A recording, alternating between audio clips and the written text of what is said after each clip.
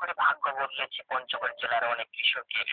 মশলা জাতীয় অন্য যেকোনো ফসলের চেয়ে অল্প খরচে মরিচ চাষ করে কৃষক বেশি মুনাফা পাওয়ায় চাষিরা বেশ খুশি। চলতি মৌসুমে মরিচের বাম্পার ফলন হওয়ায় মরিচ চাষে আগ্রহ বাড়ছে এই অঞ্চলের কৃষকের। জেলার ৫ উপজেলায় উৎপাদিত মরিচ পঞ্চগড়ের চাহিদা মিটিয়ে দেশের বিভিন্ন এলাকায় বাজারজাত করে বিপুল অঙ্কের অর্থ উপার্জন করে লাভবান হচ্ছেন কৃষকেরা। পঞ্চগড়ে কাঁচা বাজারে সপ্তাহে ২ দিন এ মরিচ ক্রয় করার জন্য বিভিন্ন স্থান থেকে আসেন ব্যবসায়ীরা। এখান থেকে ক্রয়ের পর বিভিন্ন জেলায় এই মরিচ পাঠানো হয়। পঞ্চগড় সদর উপজেলার চাকলাহাটির মরিচ চাষী মোহাম্মদ শহীদুল্লাহ নয়া আলো টিভিকে বলেন, আসলে আমি দেড় বিঘা মরিচ আবাদ করছি।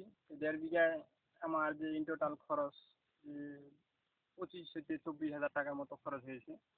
আর আমি এখান থেকে মরিচ থেকে ১২ হাজার টাকার মতো বিক্রি করছি।